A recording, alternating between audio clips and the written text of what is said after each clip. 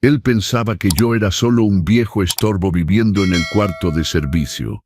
Pero cuando ese ingeniero millonario entró a mi casa y me vio, se detuvo temblando y dijo frente a mi hijo: «Sin este hombre, yo seguiría vendiendo periódicos en la esquina hoy». Fue entonces cuando mi hijo entendió que había humillado a la persona equivocada. El aroma del mole poblano y las tortillas recién hechas llenaba cada rincón de ese departamento de lujo en Polanco. Era un olor que conocía bien. Después de todo, fui yo quien le enseñó a Lupita, nuestra empleada doméstica, a preparar esa receta exactamente como debe ser para que la carne se deshaga en la boca. Había pasado toda la tarde de pie en la cocina, pelando nopales para el guisado y escogiendo los mejores aguacates para el guacamole, porque mi hijo Miguel me había dicho que esta cena determinaría el futuro de nuestra familia. Me limpié las manos en el delantal, sintiendo ese dolor familiar en la espalda que la edad insiste en traer. Y caminé hacia el comedor. La mesa estaba puesta como en las películas. Cristales brillantes, servilletas de lino dobladas en forma de flor de cempasúchil. Pero cuando puse la mano en la manija de la puerta de vidrio que separaba la cocina del área social, sentí una mano helada en mi muñeca. Era ella, Sofía, mi nuera. Estaba deslumbrante, debo admitir. Llevaba un vestido de seda color champán que costaba más que la pensión anual de mucha gente honesta. Pero a la sonrisa no llegaba a sus ojos. «¿A dónde cree que va, don Roberto?», susurró, pero el tono era el de una orden militar. «Voy a sentarme, Sofía». «El mole está listo». Miguel dijo que el invitado llegaría a las 8. Ella soltó una risa corta, seca, como si hubiera contado un chiste de mal gusto. Se colocó frente a la puerta, bloqueando mi paso con su cuerpo, mirándome de arriba abajo, notando mi camisa sencilla y mi pantalón cómodo que usaba en casa. «Esta noche no», dijo, y cada palabra era como un chasquido de látigo. «Esta noche usted no cena con nosotros. Tenemos un invitado importante, Roberto, un ingeniero inversionista de alto nivel. No puedo tenerlo en la mesa tosiendo o contando sus historias repetitivas del taller de...». Hizo una pausa dramática, arrugando la nariz al oler el mole. «Entiende, ¿verdad?». Sentí la sangre abandonar mi rostro, no por la ofensa, sino por la crueldad. «Yo preparé ese mole». «¿Miguel lo sabe?», pregunté, mi voz saliendo más firme de lo que esperaba. «Miguel está de acuerdo conmigo. Quiere salvar su empresa y para eso debemos parecer impecables. Lupita le llevará un plato a su cuarto. Por favor, no salga de ahí hasta que el invitado se vaya. Es por el bien de todo». Se dio la vuelta, me cerró la puerta en la cara y corrió la cortina de tul, aislándome en la cocina como si fuera un mueble viejo que desentonaba con la decoración moderna. Antes de contarles lo que hice en ese momento, y créanme, no querrán perderse lo que sigue, si alguna vez han sentido en carne propia lo que es ser dejado de lado en su propia casa. Suscríbanse aquí al canal. Demostremos juntos que el respeto no tiene fecha de vencimiento. Me quedé ahí parado, mirando la puerta cerrada. El sonido de las copas colocadas sobre la mesa del otro lado parecía venir de otro mundo. Mi mundo ahora se reducía a esta cocina de servicio y al pequeño cuarto del fondo, el antiguo cuarto de empleada donde me habían transferido hace 6 meses. No lloré, me tragué las lágrimas con la dignidad herida. Tomé mi trapo de cocina, lo doblé meticulosamente y lo puse sobre la encimera. No acepté el plato que Lupita, con los ojos llenos de lástima, intentó ofrecerme. «No tengo hambre, mijita», mentí. Tenía hambre. Sí, hambre de justicia. Caminé por el pasillo estrecho hasta el cuartito. Me senté en la cama dura, escuchando el rumor de la ciudad allá afuera. Unos minutos después, el timbre sonó. Escuché la voz exageradamente aguda de Sofía. «Sea bienvenido, ingeniero. Qué honor recibirlo». Y escuché la voz de mi hijo Miguel, temblorosa, sumisa, y luego escuché la voz del invitado, grave, pausada. Una voz que hizo congelar mi columna vertebral, no de miedo, sino de reconocimiento. Conocía esa voz. Miré el espejo manchado en la pared del cuartito. Vi a un hombre de 70 años, cabello blanco, con las ojeras de alguien que duerme mal. Sofía pensaba que yo era un estorbo invisible. Miguel pensaba que yo era del pasado. Pero habían olvidado quién era yo. Habían olvidado que antes de ser el abuelo que vive al fondo, yo negociaba contratos con los hombres más difíciles de la industria textil, sin bajar la cabeza. Me levanté. La tristeza dio paso a una energía eléctrica que subió por mis piernas. Abrí mi closet improvisado. Ahí al fondo, protegido por una funda de plástico, estaba mi guayabera de lino color blanco hueso, corte clásico, tela noble, bordados discretos en el pecho, una pieza de la época, cuando yo era el patrón. Me puse la guayabera sobre mi camisa sencilla, me peiné el cabello hacia atrás, me eché la única loción que me quedaba. No iba a cenar en el cuarto. Caminé por el pasillo de servicio en silencio absoluto. Llegué a la puerta que daba al comedor. Podía escuchar el tintineo de los cubiertos y la conversación forzada. Puse la mano sobre la manija. Mi mano no temblaba. Giré lentamente. Lo que pasó cuando abrí esa puerta no fue solo una cena interrumpida. Fue el principio del fin de su farsa. Pero no tenía ni idea de quién estaba sentado en esa mesa y lo que ese hombre significaba en mi historia. Antes de girar esa manija y enfrentar el tribunal de mi propia familia, necesitan entender cómo llegué a ese cuarto de servicio. Nadie se despierta a un día y decide ser tratado como un estorbo. Eso pasa poco a poco, como una filtración en la pared que fingimos no ver. Hace 10 años, yo no era el viejo del cuarto del fondo. Yo era don Roberto del taller textil en el centro de la Ciudad de México. Dirigía 40 costureras y conocía la diferencia entre la seda pura y el poliéster solo por el sonido que hacía la tela al rasgarse. Mi vida olía a café fuerte y tela nueva. Tenía mi independencia. Mi departamento en la Condesa con esos techos altos de época y un pequeño balcón donde cultivaba cilantro y hierbabuena que mi difunta esposa había plantado. Pero tenía un punto débil, Miguel. Miguel siempre fue un buen muchacho, pero tenía la cabeza en las nubes. Miraba mis máquinas de coser con desprecio. Papá, el futuro es la tecnología. Nadie se hace rico cosiendo botones, decía, con los ojos brillantes frente a la pantalla de una computadora. Quería lanzar una aplicación, una startup, pero decía que necesitaba capital inicial y una dirección que inspirara confianza a los inversionistas. Fue un domingo al mediodía, frente a un pozole que apenas tocó, que hizo la propuesta que arruinó mi vida. Vende el taller, papá, vende el departamento. Lo juntamos todo. Compro un departamento en Polanco. En la suite principal, vivirás tú. Vas a ser el rey de la casa. Yo voy a cuidarte para siempre. Es una inversión, papá. Miré sus manos temblar de ansiedad. El amor de un padre nos vuelve ciegos a veces. Nos vuelve tontos. No vi un negocio arriesgado. Vi a mi hijo que me necesitaba. Y lo hice. Firmé los papeles en la notaría con mano firme, pero con el corazón sangrando. Vendí mi negocio, mi historia, mi puerto seguro. Reuní todo lo que tenía en la vida, 8 millones de pesos. Puse el cheque en su mano. Todavía recuerdo el abrazo que me dio, levantándome del suelo. Ya nunca más vas a necesitar trabajar, prometió. Compramos el departamento. Al principio todo era magnífico. Yo tenía efectivamente la suite principal con balcón. Miguel montó su oficina. Teníamos la impresión de haber triunfado, pero cometí el error clásico del que ama demasiado.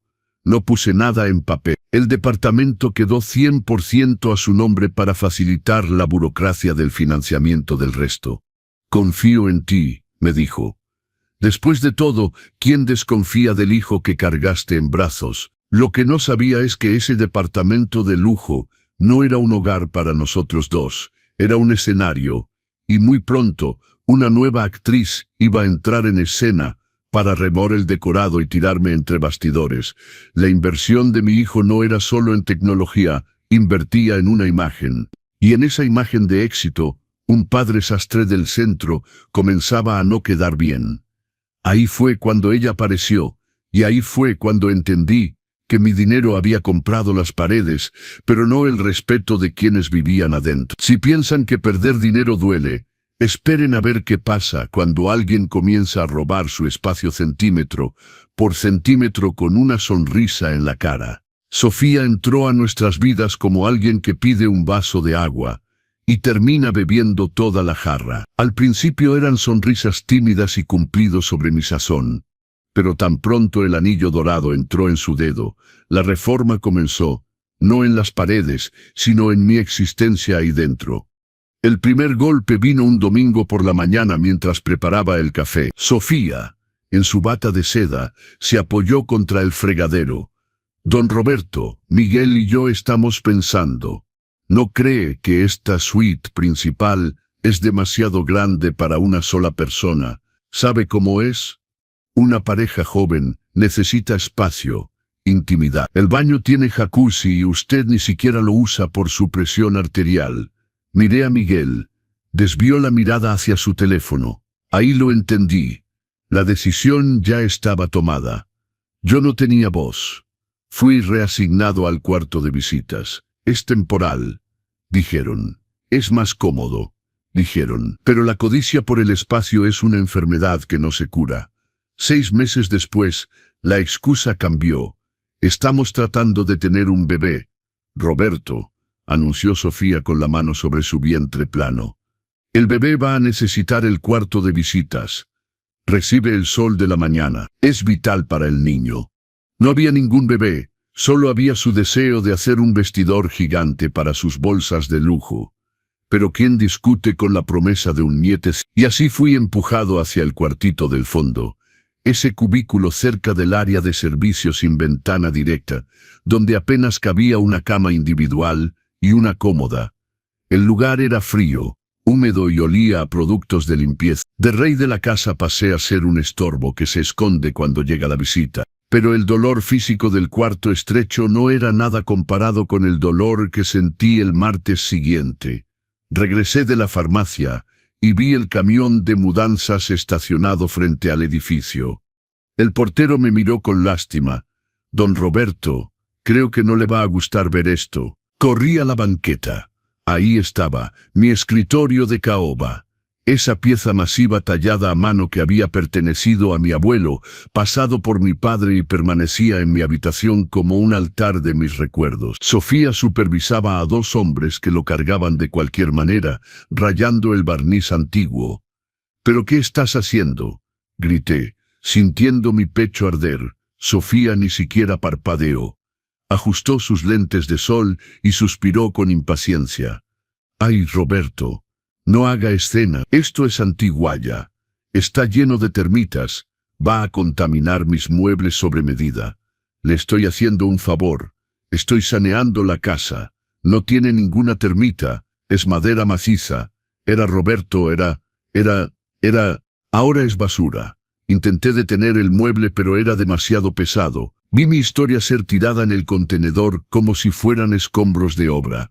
El espejo biselado que había reflejado mi rostro joven, mi rostro de recién casado, mi rostro de viudo, se rompió en 1000 pedazos con el impacto. En medio de ese desastre, vi algo brillar en el piso de la banqueta. Había caído de uno de los cajones. Corrí a recogerlo antes de que alguien lo pisara. Era mi cajita de música de porcelana. Una bailarina rota en punta que tocaba una melodía mexicana que yo le tarareaba a Miguel para dormirlo cuando era bebé. Apreté esa cajita contra mi pecho, sintiendo la cerámica fría contra la piel caliente de rabia. Sofía entró al edificio sin mirar atrás. Me quedé ahí en la calle, llorando no por el mueble, sino porque entendí en ese instante que para ella yo era exactamente como ese escritorio. Una pieza vieja que ocupaba espacio, esperando el día de la basura. Subí por el elevador de servicio, escondiendo la cajita en mi camisa como si fuera contrabando. Entré a mi cuartito claustrofóbico y le prometí a la bailarina de porcelana. Se llevaron mi comodidad, pero no se llevarán mi voz. No sabía aún que su plan era todavía más cruel. Después de robar mi espacio, ya tenían los ojos puestos en la única cosa que garantizaba que no muriera de hambre. Preparen su corazón, porque lo que hicieron con mi pensión es el tipo de maldad que uno piensa que solo existe en las telenovelas hasta que te pasa. Dicen que la violencia más difícil de cicatrizar es aquella que no deja marca morada en la piel. Es la violencia silenciosa, esa que te hace dudar de tu propia salud mental. Y es exactamente así como comenzaron a tocar mi cartera. Todo empezó con una reunión familiar en la sala. Miguel, cabeza agachada, mordiéndose las uñas como lo hacía de niño cuando tenía una mala calificación. Sofía con una calculadora en la mano y esa falsa expresión de preocupación. «Don Roberto», comenzó ella, deslizando sus dedos perfectamente arreglados sobre la mesa de vidrio. «La situación de la empresa de Miguel está delicada. El mercado ha cambiado y vivir aquí en este departamento tiene un costo. El mantenimiento del edificio subió a 15,000 pesos este mes. Sabía a dónde iba esto. Soy viejo, no tonto. ¿Qué necesitan?», pregunté, sintiendo un sabor amargo en la boca. «Necesitamos que usted contribuya íntegramente a la casa. Después de todo, come, se baña, usa la electricidad». Miguel murmuró sin tener el valor de mirarme a los ojos. «Su pensión, papá, los 8,500 pesos, el fruto de 35 años de cotización al IMSS. De despertarse a las 4 de la mañana para abrir el taller. Era mi dinero de seguridad. Es temporal, papá», prometió. Entregué mi tarjeta bancaria y mi NIP por amor, siempre por ese amor maldito que nos hace sangrar. Pero lo temporal se volvió eterno. Y lo que era una ayuda se convirtió en un secuestro financiero. De repente me encontré teniendo que pedir permiso para vivir. La humillación venía en los pequeños detalles, esos que más duelen. Recuerdo un día en el supermercado. Puse en el carrito ese yogur griego con frutos rojos que me encantaba. Costaba 45 pesos. Sofía lo vio, resopló y lo sacó del carrito, devolviéndolo al estante. «Roberto, tenga piedad, el presupuesto explota. Tome la marca del súper. Todo es leche fermentada igual». Bajé la cabeza, avergonzado mientras la cajera pasaba las compras. Pero la vergüenza se transformó en odio cuando regresamos a casa. Sofía dejó las bolsas en la cocina para que yo las guardara y subió a la recámara. Regresó unos minutos después, desfilando con una nueva bolsa de piel auténtica color caramelo. Conocía esa marca.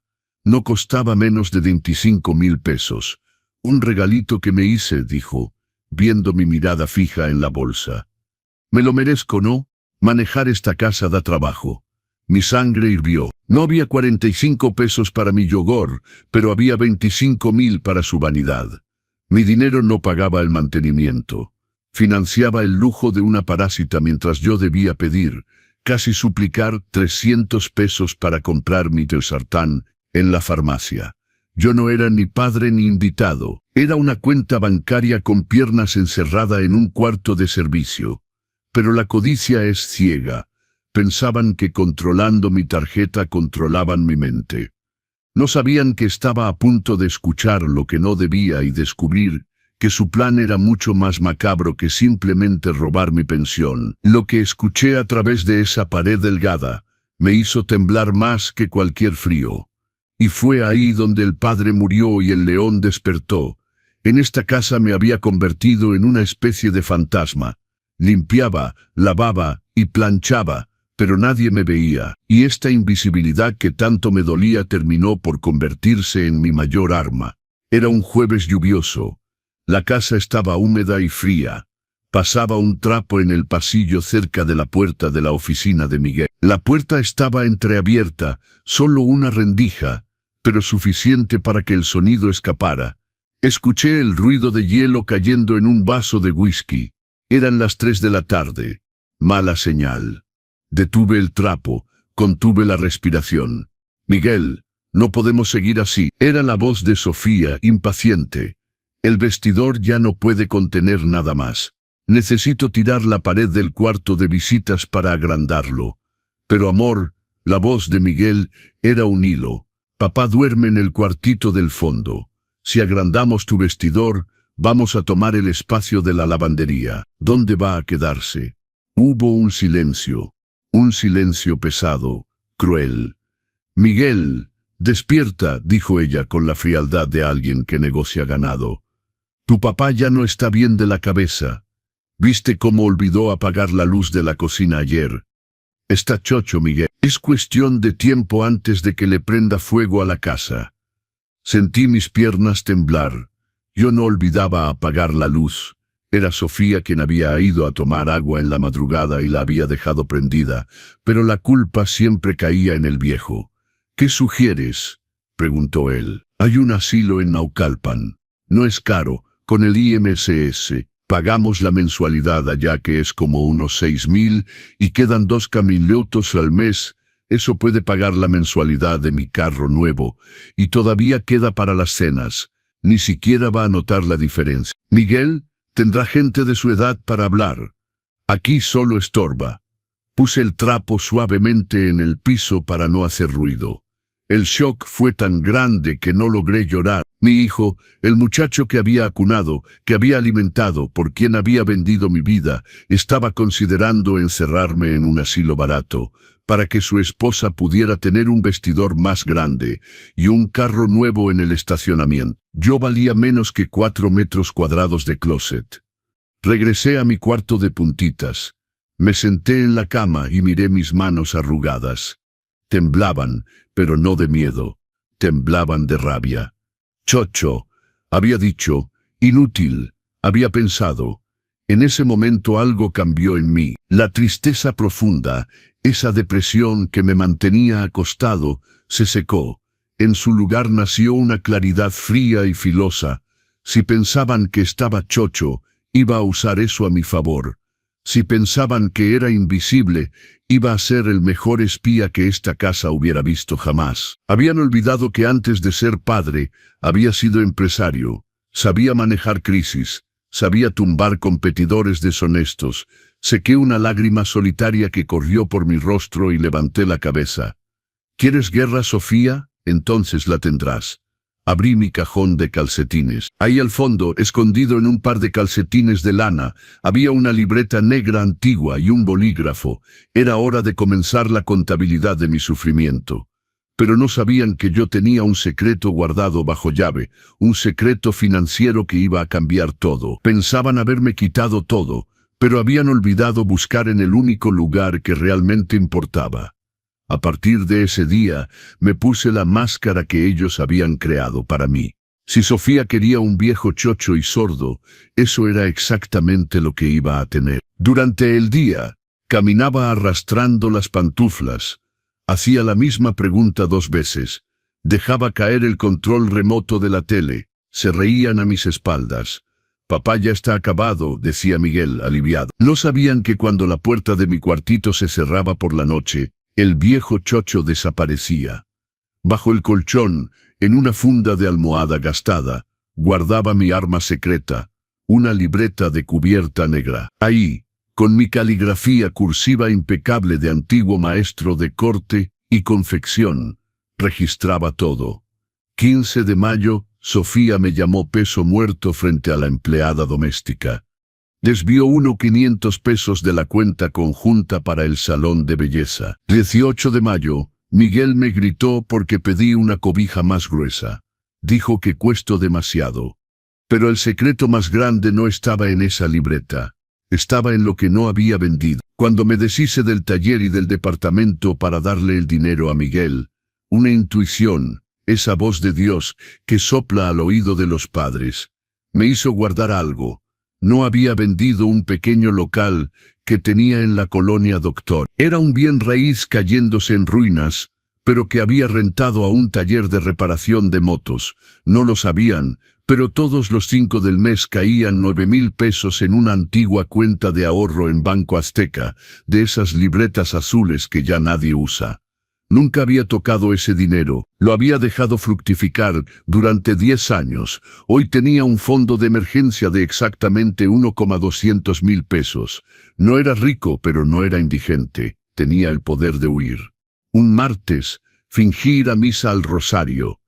Tomé un taxi y fui al despacho del licenciado Morales en el centro histórico. El edificio olía a cera y polvo, olor de justicia antigua.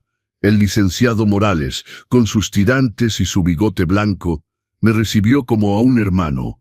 Cuando le mostré la escritura del departamento y le conté lo que vivía, se quitó los lentes y sonrió. Una sonrisa de alguien que tiene un as bajo la manga.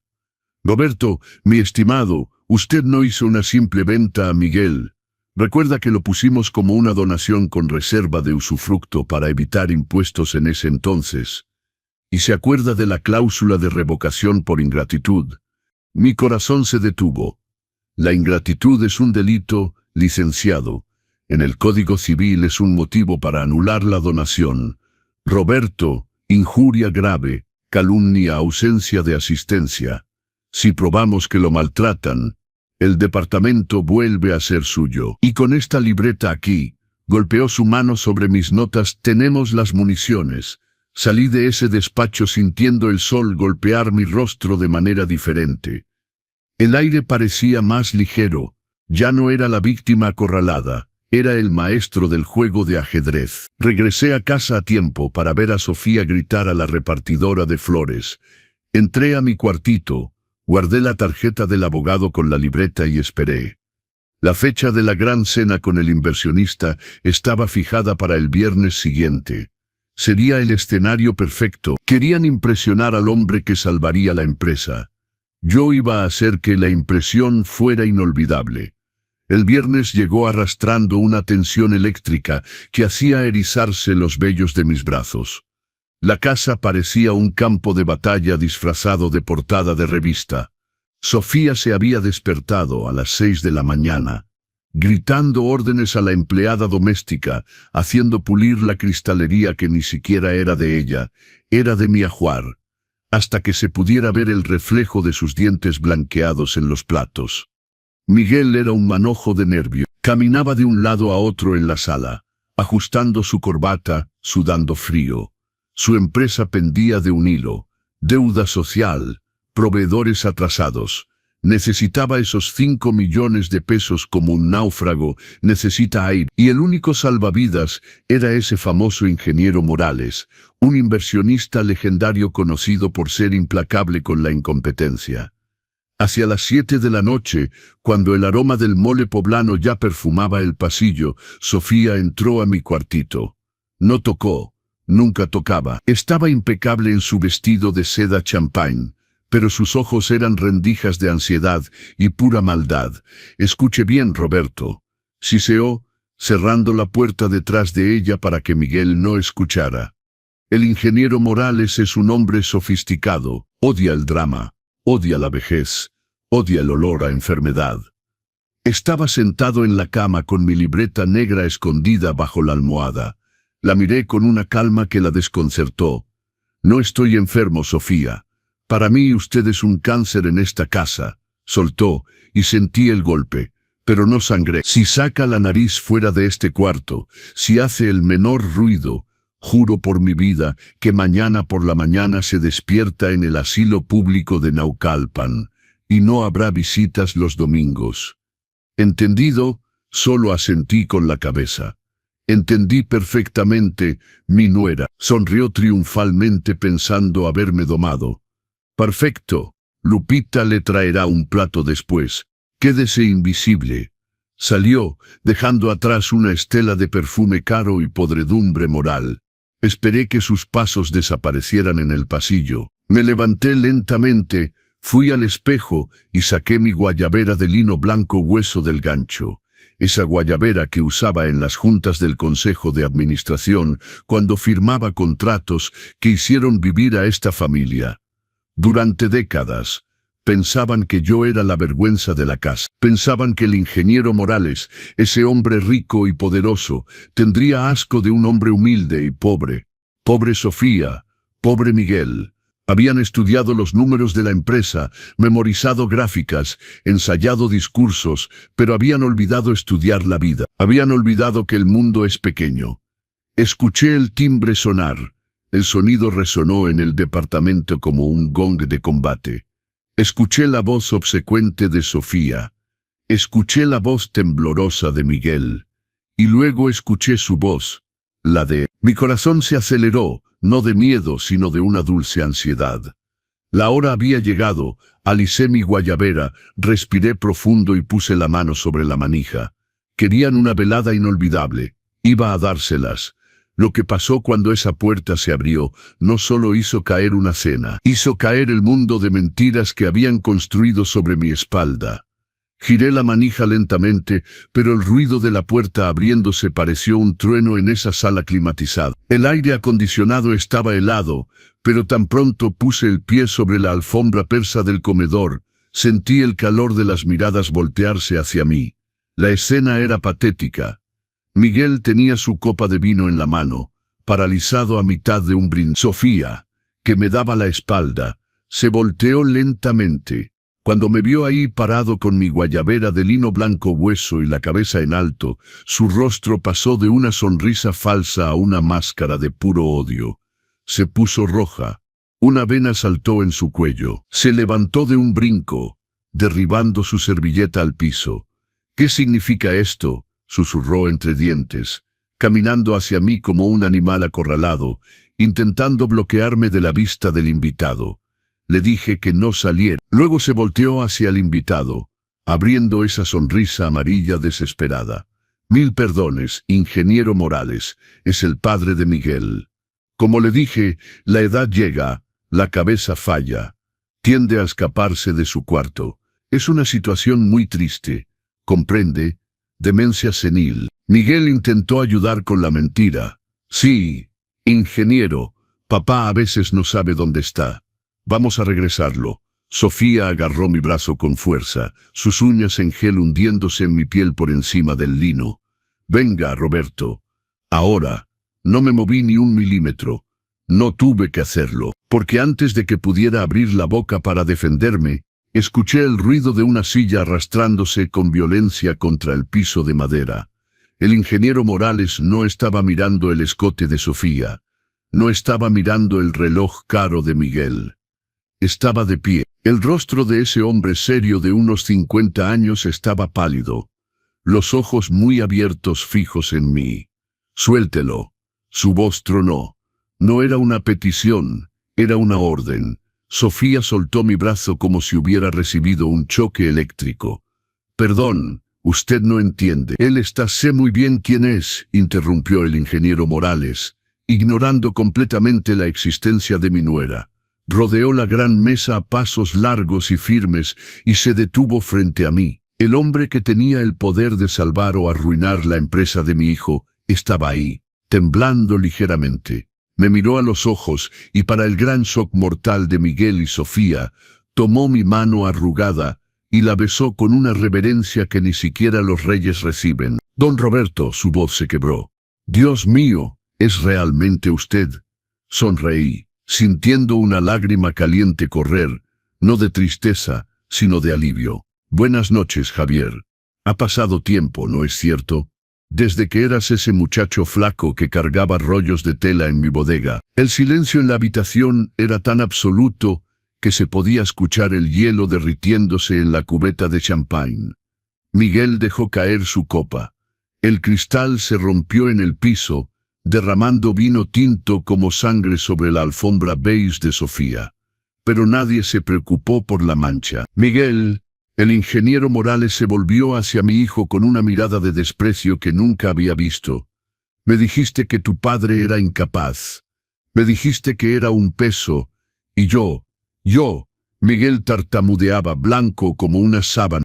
«Este hombre», Javier señaló hacia mí, la voz llena de emoción. «Este hombre me pagó mi primer año de colegiatura en el TEC de Monterrey, cuando mi propio padre dijo que no servía para estudiar. Me dio mi primer empleo. Si soy el inversionista providencial que ustedes tanto adulan hoy, es porque don Roberto fue el ángel que creyó en mí hace 30 años». Se volvió hacia mí nuevamente, ignorando los vidrios rotos en el piso. «¿Por qué están viviendo en la parte de servicio? ¿Qué le hicieron?». Respiré profundo. El juego había dado vuelta. La humillación había cambiado de lado de la mesa. Miré a Sofía, que parecía haber encogido 10 centímetros. Miré a Miguel, que no tenía el valor de levantar la cabeza. «Ah, Javier», dije con la calma de alguien que tiene el látigo. «Es una historia larga, Pero ya que estás aquí, creo que es hora de que cenemos todos y hablemos de negocios. Caminé hasta el extremo de la mesa, el lugar que era de Miguel, y jalé la silla para mí. ¿Piensan que sintieron vergüenza?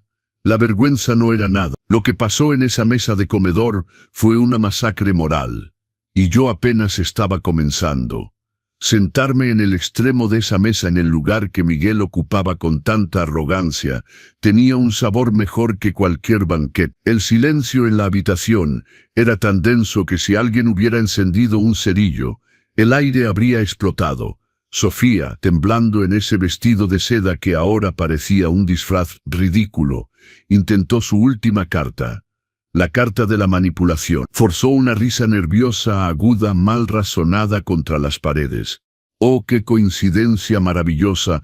Ingeniero Morales tartamudeó, sirviendo agua con mano temblorosa, derramando un poco sobre el mantel. Nosotros solo preservábamos a Roberto.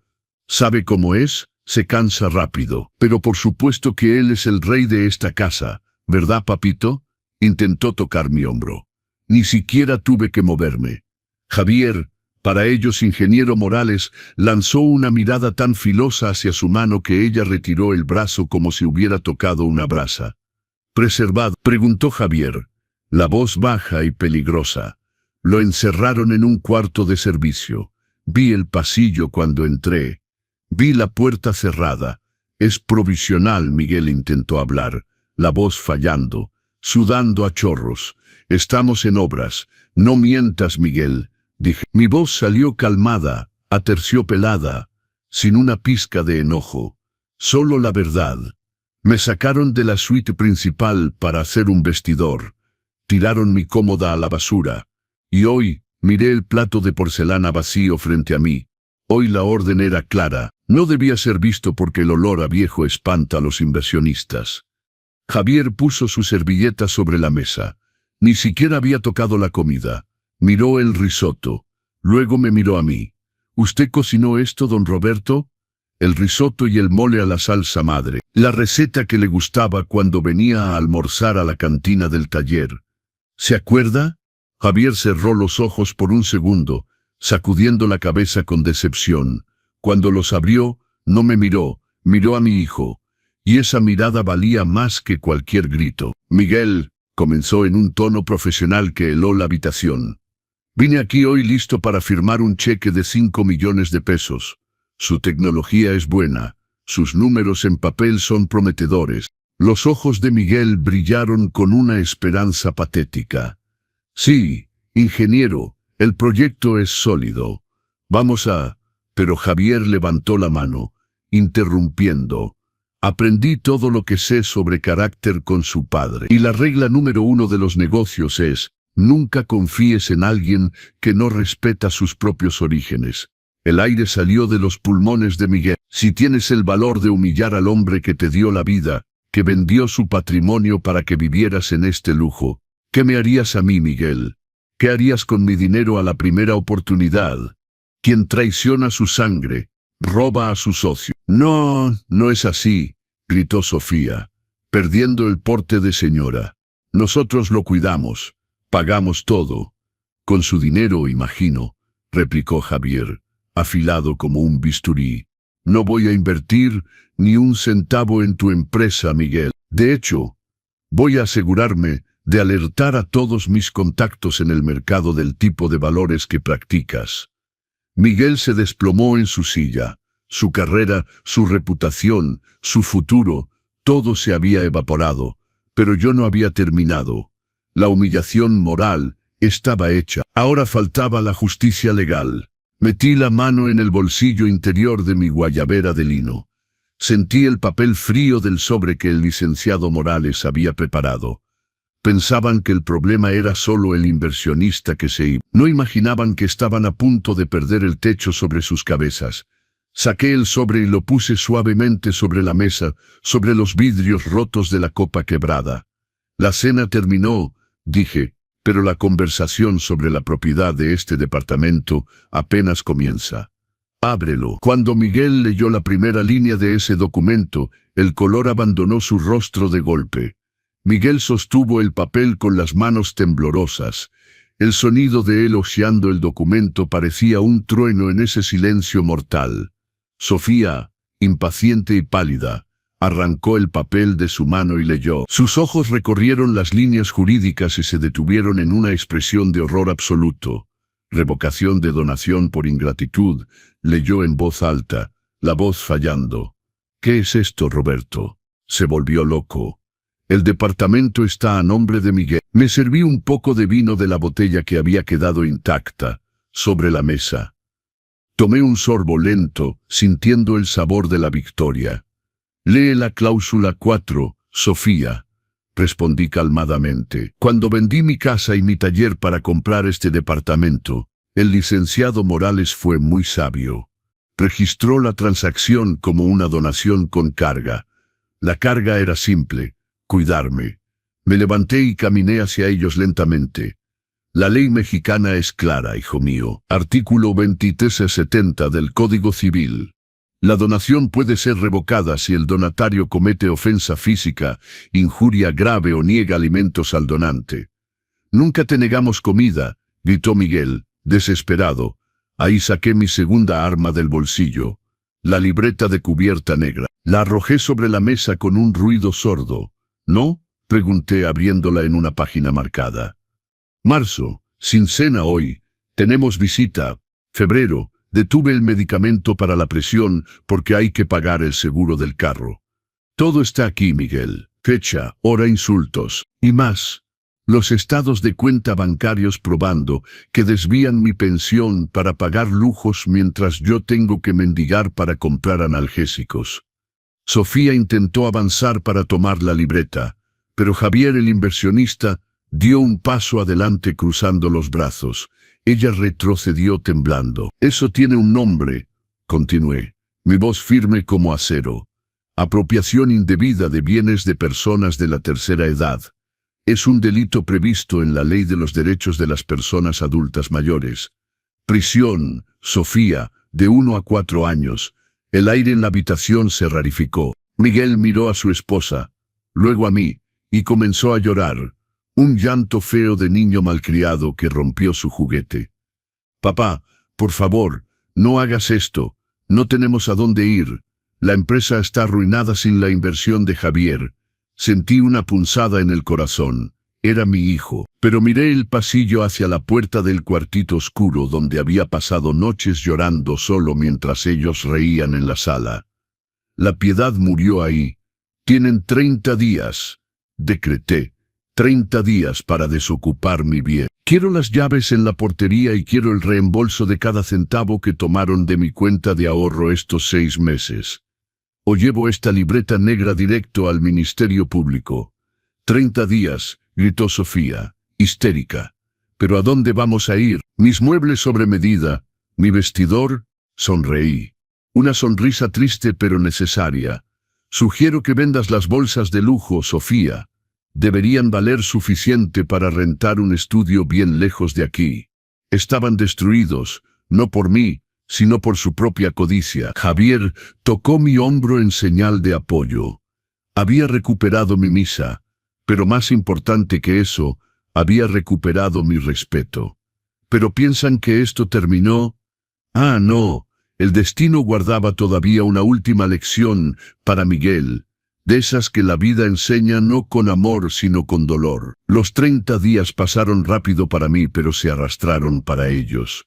El departamento, antes impecable, se convirtió en un campo de batalla de cajas de cartón y plástico de burbujas.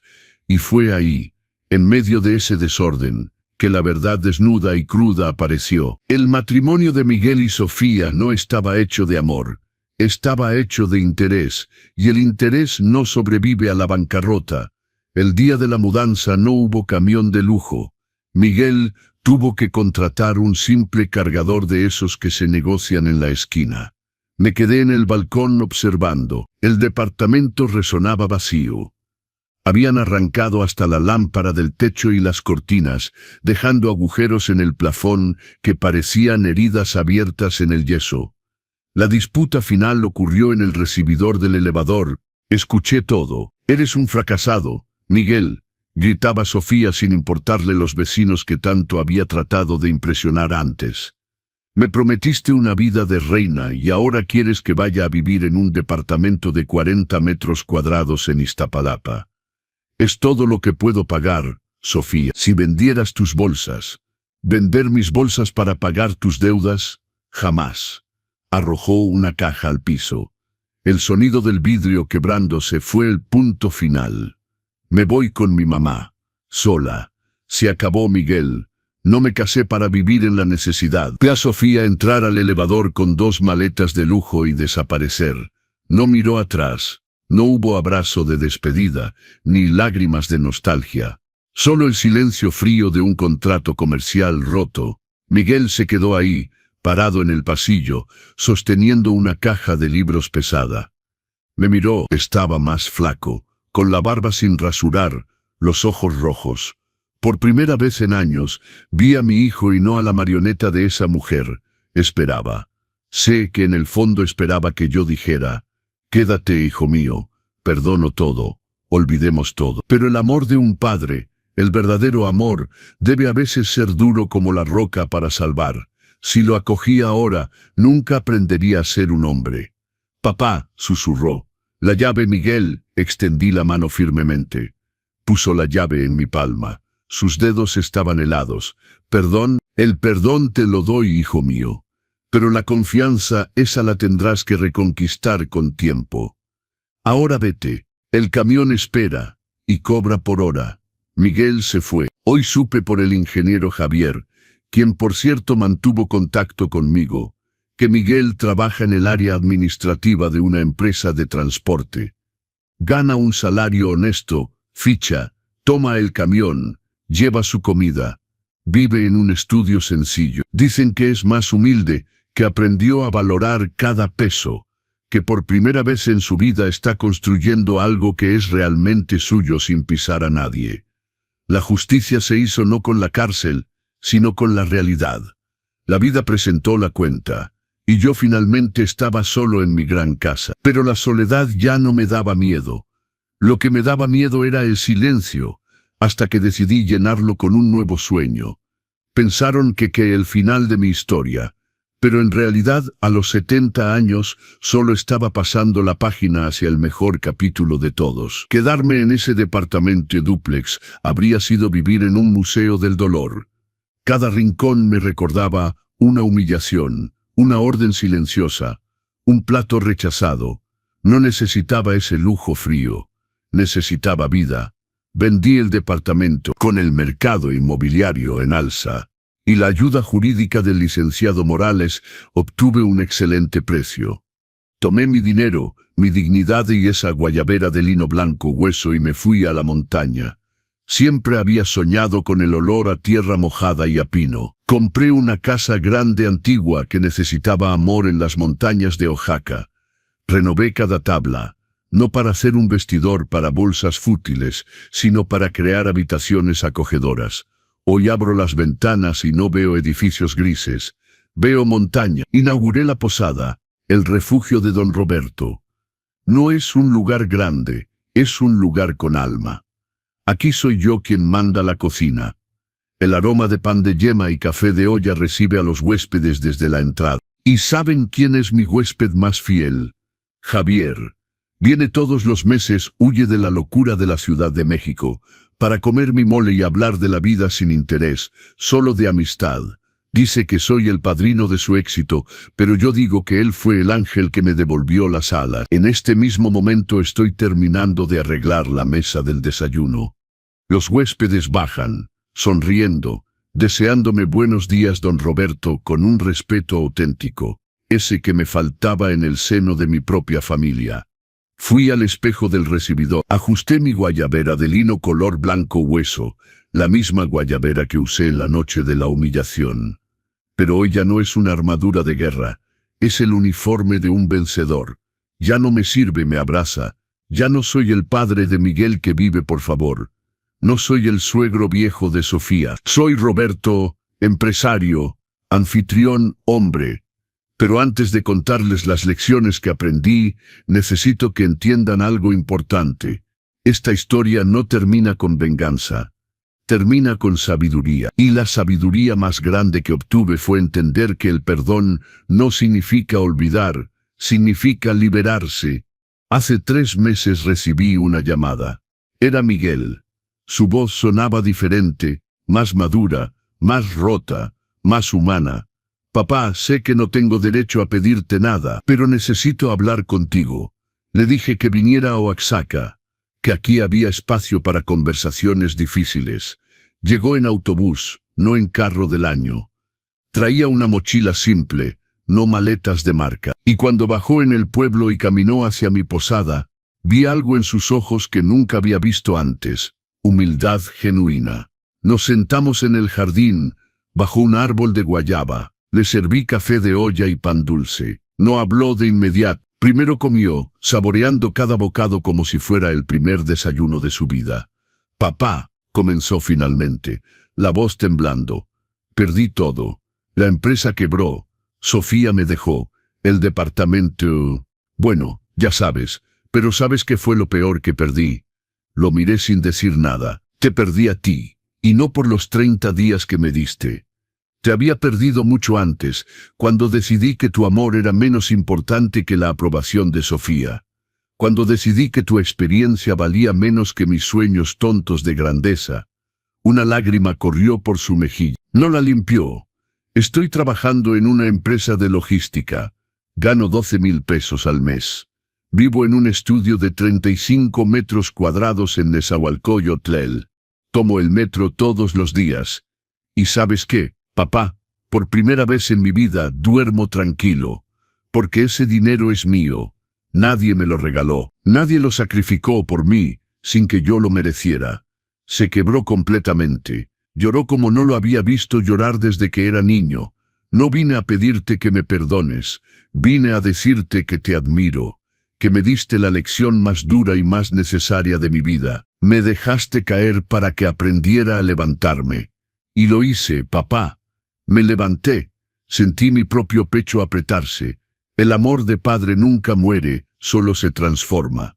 Miguel, dije, poniendo mi mano sobre la suya, el perdón ya te lo di el día que cerraste la puerta. Lo que estaba esperando era esto, que te perdonaras a ti mismo, que entendieras que el éxito no se mide en metros cuadrados o en ceros en una cuenta bancaria. Se mide en poder mirarte al espejo sin vergüenza. ¿Puedo visitarte a veces?, preguntó con la voz de un niño. Puedes visitarme cuando quieras, pero no como el hijo que viene a pedir limosna, como el hombre que viene a compartir café con su padre. Ese fin de semana, Miguel se quedó en una de las habitaciones de la posada. Pagó su estancia con el dinero que había ganado honestamente. Y por primera vez en años, desayunamos juntos sin mentiras, sin máscaras, sin Sofía entre nosotros. No le devolví el departamento. No le di dinero, pero le di algo más valioso. Le di la oportunidad de ganarse su propio respeto. Y créanme, eso vale más que todos los departamentos de Polanco juntos. Hoy Miguel viene cada 2 meses. Trae a su novia nueva, una maestra de primaria, que gana menos que él, pero que lo mira con amor real, no con ojos de calculadora. Ella me llama Don Roberto con cariño genuino y me ayuda en la cocina sin que nadie se lo pida. El otro día los vi en el jardín, sentados bajo el mismo árbol de guayaba. Miguel le estaba contando su historia, sin adornos, sin mentira. Le contaba cómo había humillado a su padre, y cómo su padre lo había salvado con dureza. Por eso, le dijo a ella, cuando tengamos hijos, van a conocer a su abuelo no como el viejo que les da dulces, sino como el hombre que me enseñó que el carácter se construye en las caídas, no en las victorias. Escuché desde la cocina y sonreí. Mi hijo había vuelto, no el que perdí, sino uno mejor, pero la historia no termina ahí. Porque si hay algo que aprendí en estos 70 años, es que la vida siempre tiene una última sorpresa guardada. Hace un mes, recibí una carta, era de Sofía. La carta estaba escrita a mano, en papel simple, sin el membrete elegante que ella adoraba. Decía, Don Roberto, sé que no tengo derecho a escribirle. Sé que fui cruel, codiciosa y despiadada. No espero su perdón porque no lo merezco. Solo quiero que sepa que la vida me enseñó lo que usted intentó enseñarme. Que el lujo no compra la paz, que las apariencias no alimentan el alma, que el respeto no se compra con vestidos de seda. Hoy trabajo en una tienda departamental vendiendo bolsas de lujo, esas mismas que antes compraba sin pensar. Cada cliente que entra me recuerda quién fui. Cada bolsa que envuelvo me recuerda lo que perdí por mi vanidad. No le pido nada, solo quería que supiera que tiene razón. Miguel es mejor hombre ahora que cuando estaba conmigo. Y yo soy peor mujer ahora que cuando lo tenía a él. Esa es mi justicia. Que Dios lo bendiga, don Roberto. Usted fue el único hombre de verdad en esa casa. Sofía. Leí la carta 2 veces. Sentí muchas cosas. Rabia residual, satisfacción, tristeza. Pero sobre todo sentí algo inesperado, compasión. No le respondí, pero tampoco tiré la carta.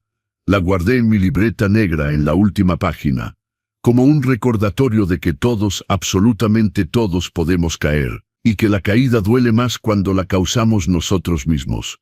¿La perdoné? No lo sé, pero dejé de cargar el peso del odio, y eso, amigos míos, es suficiente. Ahora, si me permiten, quiero compartir con ustedes las 3 lecciones más importantes que esta historia me dejó. 3 lecciones que pueden salvar su vida si las escuchan con el corazón abierto. Primera lección: la dignidad no tiene precio y no se negocia. Durante meses acepté la humillación porque tenía miedo. Miedo de quedarme solo, miedo de perder a mi hijo, miedo de no tener a dónde ir. Pero el miedo es un pésimo consejero. Cuando finalmente dije, basta, cuando finalmente me puse esa guayabera y abrí esa puerta, recuperé algo más valioso que el departamento. Recuperé mi alma. Escúchenme bien, no importa su edad, no importa cuánto los necesiten otros, no importa cuánto amen, nunca, pero nunca permitan que nadie les robe su dignidad. Porque sin dignidad, todo lo demás no vale nada. Si están viviendo en un cuarto de servicio, si están comiendo las sobras, si están escondiendo quiénes son para complacer a otros, hoy es el día de abrir la puerta. Hoy es el día de ponerse su mejor ropa y reclamar su lugar en la mesa. Segunda lección: el amor verdadero a veces debe ser duro. Sé que muchos me juzgaron cuando eché a Miguel. Muchos dijeron, qué padre tan cruel expulsando a su propio hijo a la calle. Pero déjenme preguntarles, ¿qué habría pasado si lo hubiera perdonado de inmediato? Si hubiera dicho, quédate, hijo, no importa lo que hiciste, Miguel nunca habría aprendido. Habría seguido siendo un niño disfrazado de adulto, dependiendo de otros para sobrevivir, repitiendo los mismos errores. Al dejarlo caer, le di el regalo más grande, la oportunidad de levantarse solo, la oportunidad de descubrir que él era más fuerte de lo que pensaba, la oportunidad de convertirse en hombre. Si aman a alguien, a veces tienen que dejarlos enfrentar las consecuencias de sus actos. No es crueldad, es amor maduro. Es amor que salva en lugar de amor que destruye con la complacencia. Tercera lección: nunca es demasiado tarde para empezar de nuevo. Tenía 70 años cuando vendí ese departamento y me vine a Oaxaca. 70 años. Muchos me dijeron que estaba loco. Don Roberto, a su edad debería estar descansando, no empezando negocios nuevos. Pero ¿saben qué? La edad es solo un número. Lo que importa es si tu corazón todavía late con sueños o si solo late por inercia. Hoy a los 73 años me despierto emocionado cada mañana. Tengo huéspedes que atender, recetas que perfeccionar, jardines que cuidar. Tengo propósito, tengo vida. No dejen que nadie les diga que son demasiado viejos para soñar. No dejen que nadie los arcaive en un cuarto de servicio, ni físico ni emocional. Mientras respiren, pueden reinventarse. Mis queridos amigos, la historia que acabo de contarles no es solo mía. Es la de miles de personas mayores que cada día son dejadas de lado por aquellos que deberían honrarlas. Si están pasando por algo similar, recuerden, no están solos, no son una carga, son un tesoro de experiencia y sabiduría. Y a ustedes, los más jóvenes que ven este video, miren a sus padres, a sus abuelos. Véanlos no como reliquias del pasado, sino como los arquitectos de su presente. Sin ellos no serían nada. El respeto no es una opción, es un deber moral. No olviden jamás, quien construye las escaleras que suben también puede destruirlas, pero lo más importante, también puede reconstruirlas aún mejor. Ahora quiero hablarles de algo que muchos no se atreven a decir en voz alta: el miedo a envejecer en una sociedad que adora la juventud. Cuando tenía 50 años, nunca imaginé que llegaría el día en que alguien me vería como un estorbo. Yo era don Roberto, el sastre respetado, el empresario exitoso, el padre orgulloso. Tenía propósito, tenía valor, tenía voz. Pero algo pasa cuando cruzas los 65. De repente, tu opinión ya no cuenta tanto. Tus historias se vuelven repetitivas, tus necesidades se vuelven exageradas, tu presencia se vuelve incómoda. La sociedad tiene una manera muy sutil de decirte: ya cumpliste tu función, ahora hazte a un lado y deja que los jóvenes tomen el control. Y lo más doloroso es cuando eso viene de tu propia familia. Miguel no despertó un día y decidió humillarme. Fue un proceso gradual. Primero fue: papá, mejor no vengas a la cena de negocios, son temas muy técnicos que no entenderías. Luego fue: papá, no hables tanto de tus años en el taller, aburres a la gente. Después fue: papá, tu ropa está pasada de moda, te hace ver más viejo. Y finalmente fue: papá, quédate en tu cuarto, tienes olor a viejo y espantas a los invitados. Cada comentario era una pequeña muerte. Cada exclusión era un clavo en el ataúd de mi autoestima. Y lo peor es que yo lo permití porque tenía miedo de ser abandonado completamente. Pero aquí está la verdad que aprendí: cuando permites que te traten como invisible, te vuelves invisible. Cuando aceptas ser menos, te vuelves menos. No a los ojos de Dios, no en tu verdadero valor, pero sí en la dinámica de poder de esa relación. El día que me puse esa guayabera y abrí esa puerta, no solo estaba reclamando mi lugar en la mesa, estaba gritando: todavía existo, todavía valgo, todavía tengo voz. Y eso, mis queridos amigos, es algo que toda persona mayor debe hacer eventualmente. Recordarle al mundo que no somos muebles viejos esperando el basurero. Somos bibliotecas vivientes, llenas de sabiduría que solo se obtiene con años de vida. Ahora déjenme hablarles de algo que descubrí en mi viaje de sanación: la diferencia entre soledad y estar solo. Cuando vivía en ese departamento de Polanco, rodeado de Miguel y Sofía, me sentía profundamente solo. Estaba físicamente cerca de gente, pero emocionalmente abandonado. Comía en la misma casa, pero en diferentes mundos. Compartíamos techo pero no corazones. Esa es la peor soledad, la soledad en compañía. Pero aquí en Oaxaca, en mi posada, aunque a veces paso días sin ver a Miguel o a familiares cercanos, nunca me siento solo. ¿Por qué? Porque construí una vida con propósito. Porque tengo huéspedes que aprecian mi comida y mis historias. Porque tengo un jardín que cuidar, un negocio que atender, sueños que cumplir. Estar solo es una condición física. La soledad es un estado emocional. Y créanme, es mejor estar solo con propósito que acompañado sin valor. Si están en una situación donde se sienten invisibles, donde sienten que su presencia no importa, pregúntense: ¿estoy realmente acompañado o solo estoy ocupando espacio en la vida de alguien más? A veces la decisión más valiente es alejarse. A veces la mayor muestra de amor propio es decir: me voy a construir una vida donde sí importe, donde sí sea visto, donde sí sea valorado. Y no es egoísmo, es supervivencia emocional. Quiero contarles algo que pasó hace 2 semanas y que me hizo entender por qué esta historia necesitaba ser contada. Recibí a una pareja de huéspedes. Ella tenía unos 65 años. Llegaron en silencio, con caras largas, con ese peso en los hombros que solo la tristeza prolongada puede crear. Durante la cena, ella apenas comió. Él miraba su plato como si fuera lo más interesante del mundo. No había conversación entre ellos, solo ese silencio incómodo de dos personas que han olvidado cómo conectar. Al tercer día, ella se acercó a mí en la cocina mientras yo preparaba el desayuno. «Don Roberto», me dijo con voz temblorosa, «¿puedo hacerle una pregunta personal?» «Por supuesto, señora. Dígame, ¿cómo superó usted la traición de su hijo? ¿Cómo perdonó algo tan doloroso?» Me di cuenta de que no era curiosidad casual. Era una pregunta desesperada de alguien buscando respuestas para su propia herida. Me senté con ella en el jardín y le preparé un té de manzanilla con miel. «Cuénteme qué pasó», le dije, y ahí salió todo. Su hija y su yerno los habían convencido de vender su casa en Guadalajara para invertir juntos en un negocio. Les prometieron que vivirían todos juntos, que serían socios, que sería una gran aventura familiar.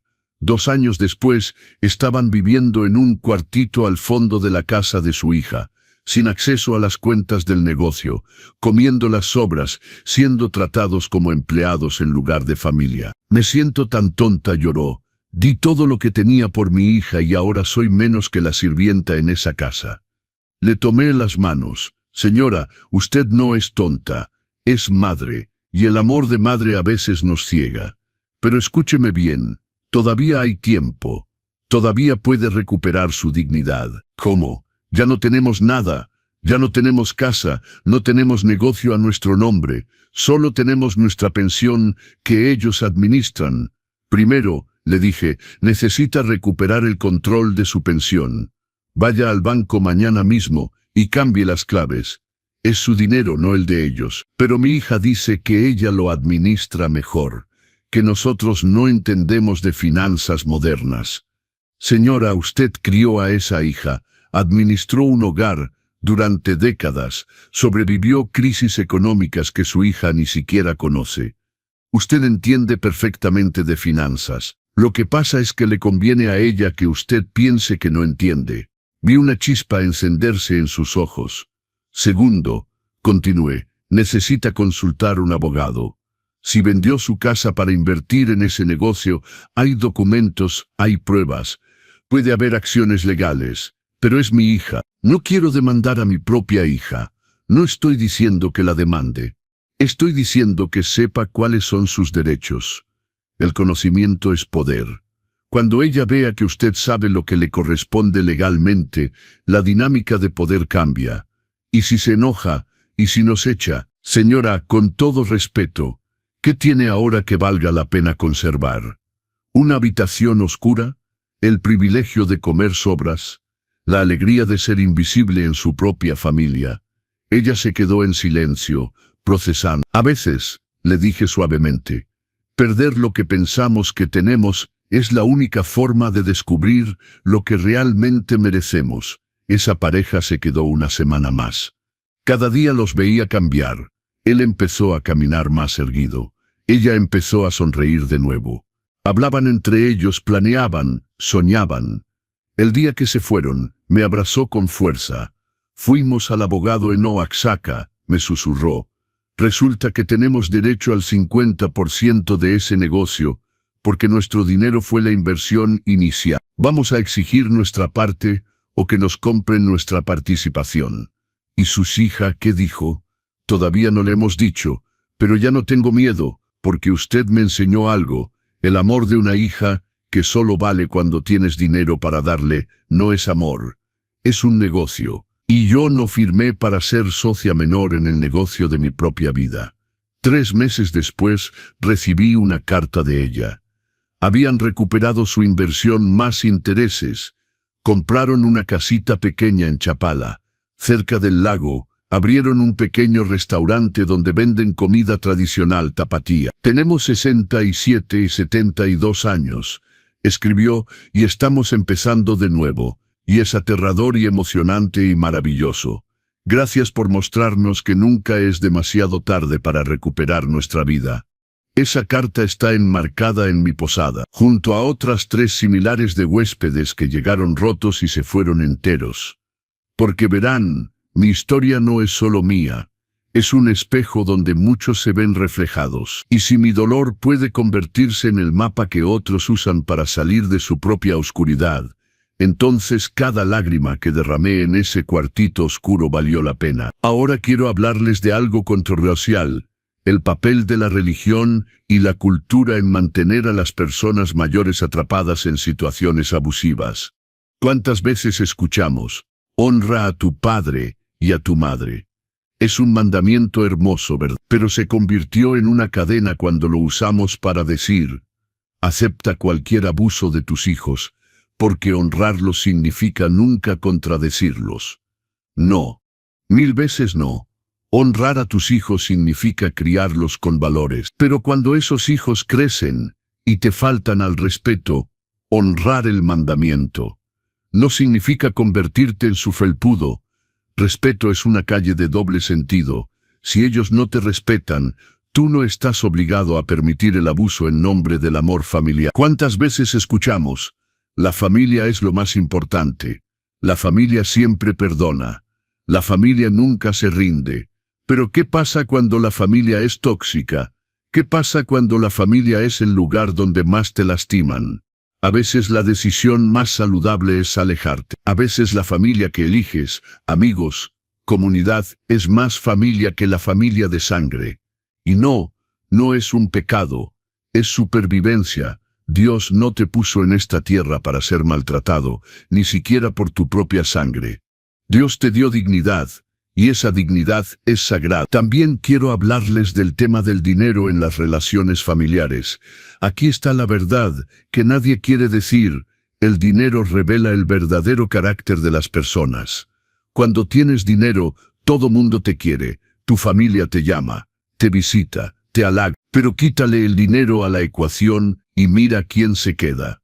Miguel y Sofía me querían mientras tuve algo que darles: el departamento, la pensión, el estatus. Pero cuando dejé de ser útil financieramente, de repente mi presencia era un estorbo. Esa es la prueba de fuego del amor verdadero. Te querrían igual si no tuvieras nada que ofrecer, excepto tu presencia. Por eso cuando reconstruí mi vida, tomé una decisión radical: nunca más mezclaría dinero con amor familiar. Nunca más prestaría dinero a familia esperando que lo devolvieran. Nunca más invertiría en negocios familiares. Si quiero ayudar a Miguel ahora, lo hago sabiendo que es un regalo, no un préstamo. No espero nada a cambio. Y si no puedo darlo sin expectativas, simplemente no lo doy. Esa claridad me dio libertad. Y les dará libertad a ustedes también. Quiero cerrar esta parte hablando de algo hermoso: la comunidad que encontré en Oaxaca. En la Ciudad de México, en ese departamento de lujo de Polanco, me sentía solo rodeado de millones de personas. Aquí en Oaxaca, en este pueblo de apenas 3000 habitantes, me siento acompañado cada día. ¿Por qué? Porque aquí el valor de una persona no se mide en lo que tiene, sino en quién es. Don Pepe, el panadero de 82 años, es respetado no porque tenga dinero, sino porque hace el mejor pan del pueblo y conoce la historia de cada familia. Doña Carmen, la partera de 75 años, es venerada no porque sea rica, sino porque trajo al mundo a 3 generaciones de este pueblo.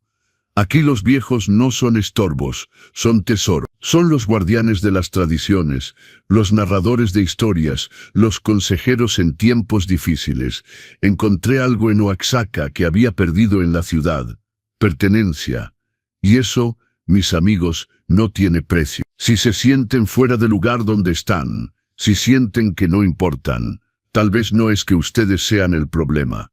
Tal vez están en el lugar equivocado, rodeados de la gente equivocada. A veces necesitamos cambiar de escenario para recordar nuestro verdadero valor. Amigos míos, hemos llegado al final de esta historia. Pero antes de despedirnos, necesito compartir con ustedes las lecciones finales que aprendí. Estas no son solo palabras bonitas, son verdades compradas con lágrimas, ganadas con dolor, selladas con victoria. Lección sobre el tiempo y las prioridades. Cuando estaba en ese cuartito oscuro, llorando solo por las noches, me preguntaba: ¿cómo llegué aquí? ¿En qué momento perdí el control de mi vida? Y la respuesta me golpeó como un rayo. Había pasado toda mi vida construyendo el futuro de otros y olvidé construir el mío. Trabajé 60 horas semanales durante 30 años para darle a Miguel una buena educación. Ahorré cada peso pensando en su herencia. Sacrifiqué vacaciones, hobbies, amigos, todo por él. ¿Y saben qué? Ese fue mi error. No me malentiendan, amar a nuestros hijos es hermoso. Sacrificarse por ellos es noble, pero cuando ese sacrificio significa borrarte a ti mismo completamente, cuando significa que no tienes identidad fuera de ser el papá de Miguel, entonces estás construyendo tu propia prisión. Porque ¿qué pasa cuando Miguel ya no te necesita? ¿Quién eres entonces? Yo no lo sabía, por eso fue tan fácil para ellos arrinconarme. Porque no tenía vida propia que defender. Hoy, a mis 73 años, finalmente aprendí, ama a tus hijos ferozmente, pero no a costa de olvidarte de ti mismo, porque el día que ya no seas útil para ellos, necesitarás haberte mantenido útil para ti. Lección sobre las señales de alerta. Hay señales que ignoramos. Pequeñas banderas rojas que nos negamos a ver, porque aceptarlas significaría admitir que algo está muy mal. La primera vez que Miguel me dijo, papá, mejor no vengas a la cena, debí haberlo confrontado, debí haberle dicho, hijo, este es mi dinero que compró esta casa. Tengo derecho a sentarme donde quiera. La primera vez que Sofía me habló con desprecio, debí haberle marcado el límite. Debí haberle dicho, jovencita, me puedes tratar con respeto o te puedes ir de mi casa, pero no lo hice. Y cada vez que dejé pasar una falta de respeto, les enseñé que podían faltarme el respeto más la próxima vez. El abuso no empieza con el cuarto de servicio, empieza con el primer comentario irrespetuoso que dejamos pasar. Con la primera vez que aceptamos ser menos. Si están leyendo esto y reconocen las señales, deténganse ahora. Marquen el límite hoy, porque mañana será más difícil. Y pasado mañana será casi imposible. Lección sobre el poder de la documentación. Esa libreta negra que guardé bajo el colchón fue mi salvación. Cada fecha, cada insulto, cada peso robado, todo documentado. ¿Por qué fue tan importante? Porque cuando finalmente decidí actuar, no fueron mis palabras contra las de ellos, fueron hechos contra mentiras. El licenciado Morales me dijo, Don Roberto, con esta evidencia, su caso es hermético. Ellos no tienen defensa. Si están en una situación de abuso familiar, empiecen a documentar todo, fechas y horas de cada incidente, testigos si los hay. En mi caso, Lupita la empleada vio todo, fotos de sus condiciones de vida, estados de cuenta mostrando el manejo de su dinero, mensajes de texto, correos, cualquier comunicación irrespetuosa. Parece frío, parece calculador, pero créanme, el día que necesiten defenderse, esa documentación será oro puro. Lección sobre la importancia de tener algo propio. El local en la colonia Doctores, que nunca vendí, me salvó la vida. Literalmente, si hubiera puesto todo, absolutamente todo, en manos de Miguel, habría quedado completamente vulnerable. No habría tenido recursos para contratar un abogado. No habría tenido dinero para empezar de nuevo en Oaxaca. Habría quedado atrapado, dependiente, sin opciones. Aquí está la lección brutal. No importa cuánto confíes en alguien, ni siquiera en tus hijos, siempre mantén algo a tu nombre. Siempre ten un fondo de emergencia que nadie más conozca. Siempre ten una salida. No es desconfianza, es prudencia, es amor propio, es supervivencia. Muchos dirán, pero don Roberto, eso es egoísta. La familia debe compartir todo. ¿Saben qué? La familia que merece tu confianza total nunca te pedirá que te quedes sin nada. La familia que te pide todo tu dinero, todo tu control, todo tu poder, esa familia no te ama. Te quiere usar. Lección sobre la reconstrucción. Empezar de nuevo a los 70 años fue aterrador. No voy a mentir y decir que fue fácil o romántico. Hubo noches en Oaxaca cuando dudé, cuando miraba las paredes de mi casa en construcción y pensaba, ¿Qué hice? Debí haberme quedado en ese cuartito, al menos tenía techo seguro. El miedo al cambio es real. El miedo a lo desconocido es paralizante. Pero ¿saben qué es peor? El miedo de quedarte donde estás y despertar dentro de 5 años en el mismo infierno. Les voy a decir algo que nadie más les dirá. Está bien tener miedo, está bien dudar, está bien llorar en el proceso. Pero no está bien quedarte paralizado por ese miedo. No está bien usar el miedo como excusa para no actuar. Hay una diferencia entre el miedo que advierte y el miedo que esclaviza. El primero te dice, ten cuidado, planea bien. El segundo te dice, no hagas nada, quédate donde estás aunque te estés muriendo por dentro. Aprendan a distinguir entre los dos. Lección sobre el perdón verdadero. Mucha gente me pregunta, Don Roberto, ¿realmente perdonó a Miguel? La respuesta es complicada. Sí y no. Perdoné a Miguel en el sentido de que dejé ir el veneno del odio. Decidí que no iba a cargar esa piedra en mi corazón el resto de mi vida. Lo liberé de la deuda emocional, pero perdonar no significa olvidar, no significa pretender que no pasó. No significa volver a confiar o poder. Perdoné a Miguel, pero la confianza, esa la tiene que ganar de nuevo. Ladrillo por ladrillo, visita por visita, acción por acción, y eso está bien. El perdón y la confianza no son lo mismo. Puedes dar el primero libremente, pero la segunda se gana. Cualquiera que te diga que perdonar significa olvidar y confiar de nuevo automáticamente, está confundido. O te está manipulando. Lección sobre encontrar tu tribu. En Polanco, rodeado de gente, me sentía solo.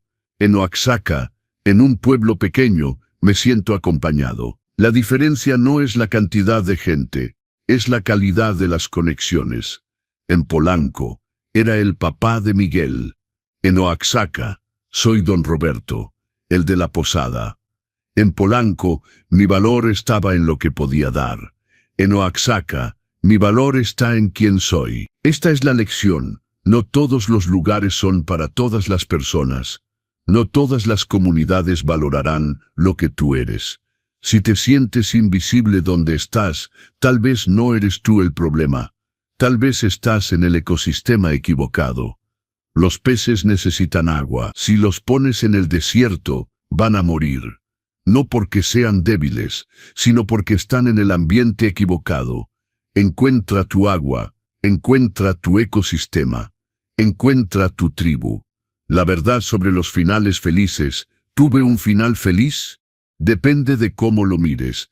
Perdí a mi hijo durante años. Perdí el departamento que compré con mi sudor. Perdí la ilusión de la familia unida y feliz. Pero gané mi dignidad. Gané mi libertad. Gané mi paz. Gané una nueva vida que construí con mis propias manos. ¿Es eso un final feliz? Yo creo que sí. Pero no es el final feliz de los cuentos de hadas. Es el final feliz de la vida real.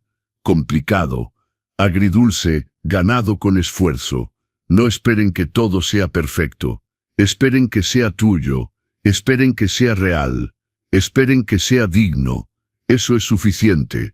De hecho, eso es más de lo que muchos tienen. Un mensaje especial para las personas mayores. Si tienes 60, 70, 80 años y te sientes invisible, inútil, como una carga, escúchame bien. Eres una biblioteca andante. Cada arruga en tu rostro es una lección aprendida. Cada cicatriz en tu corazón es una batalla sobrevivida. Cada día que has vivido es un milagro que los jóvenes aún no comprenden. No eres una carga, eres un tesoro. Si tu familia no lo ve, el problema no eres tú, es su ceguera. Y tienes opciones, tal vez no las veas ahora. Tal vez el miedo las está ocultando, pero están ahí. Siempre hay una salida. Siempre hay una nueva oportunidad. Siempre hay una posibilidad de empezar de nuevo. Mientras respires tienes tiempo. Mientras tu corazón lata, tienes poder. No dejes que nadie te convenza de lo contrario. Un mensaje especial para los hijos adultos. Si tienes a tus padres todavía contigo, míralos. Realmente míralos.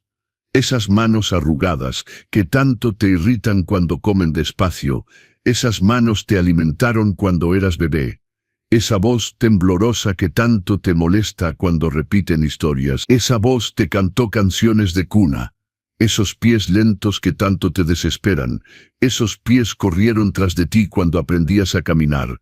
Van a envejecer más. Van a necesitar más ayuda. Van a ser más lentos, más olvidadizos, más dependientes. Y un día no van a estar. Y ese día darías todo por escuchar una historia más, por verlos caminar lento una vez más, por poder cuidarlos. No esperes a ese día para valorarlos. Hazlo ahora, hoy, porque el tiempo no perdona, y el arrepentimiento es el peso más pesado que existe. Miguel aprendió esa lección, pero la aprendió de la forma difícil. Tú no tienes que repetir su error. Reflexión final. Me paro frente al espejo de mi posada cada mañana. Veo a un hombre de 73 años, cabello completamente blanco, piel marcada por el sol de Oaxaca, manos callosas de trabajar la tierra del jardín. Pero también veo algo más, veo un hombre libre, veo un hombre que recuperó su dignidad, veo un hombre que se atrevió a empezar de nuevo cuando todos le dijeron que era muy tarde. ¿Valió la pena el dolor? Sí. ¿Valió la pena la lucha? Absolutamente. Lo haría de nuevo, sin dudarlo, porque lo que está del otro lado del miedo es la libertad. Y la libertad, amigos míos, no tiene precio. Hoy mis huéspedes esperan el desayuno. El café de olla ya está listo. El pan de yema huele a cielo. El jardín está florecido. Miguel viene este fin de semana con Patricia, su novia. Van a ayudarme a plantar nuevos árboles frutales, no como penitencia, sino como familia que está aprendiendo a ser familia de nuevo. Javier, el ingeniero que me salvó esa noche, llegará el próximo mes con su esposa. Se quedan una semana completa. Dice que este es su lugar favorito en todo México. Y yo, don Roberto, el sastre que casi termina sus días en un cuarto de servicio, el padre que casi pierde todo, el anciano que casi acepta ser invisible. Yo estoy vivo, estoy completo, estoy en paz, y si yo pude, ustedes pueden. Llamado final a la acción, mi querido amigo, la historia de don Roberto nos enseña que el respeto no es negociable, y que nunca es tarde para recuperar las riendas de tu vida. ¿Cuántos Robertos conocen que sufren en silencio? Si esta historia tocó tu corazón, si vibraste con el valor de Roberto al abrir esa puerta, déjanos tu like ahora. Es muy importante para nosotros seguir compartiendo estas historias que cambian vidas. Quiero conocer tu opinión en los comentarios. ¿Hubieras tenido el valor de hacer lo que Roberto hizo y expulsar a tu propio hijo? ¿O habrías intentado perdonar y seguir viviendo juntos? Escribe «hubiera hecho lo mismo» o «hubiera perdonado» y dime de qué ciudad de México nos estás viendo. Si conoces a alguien que está pasando por una situación similar, comparte este video. Podría ser el mensaje que necesitan para cambiar su vida.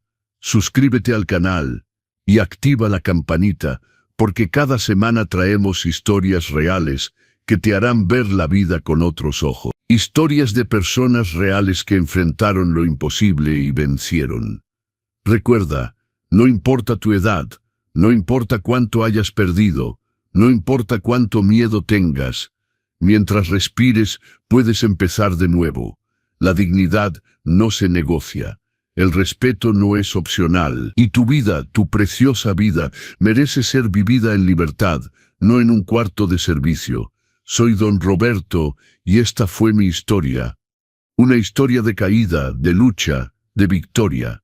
Pero sobre todo, una historia de esperanza. Porque si un viejo sastre de 70 años pudo recuperar su vida, tú también puedes recuperar la tuya. Nos vemos en el próximo video. Que Dios los bendiga y que nunca, nunca olviden su valor. Hasta pronto, amigo. Y recuerden, quien construye las escaleras que suben también puede reconstruirlas aún mejor. El respeto no tiene fecha de vencimiento. La dignidad no tiene edad. Y nunca, nunca es demasiado tarde para empezar de nuevo.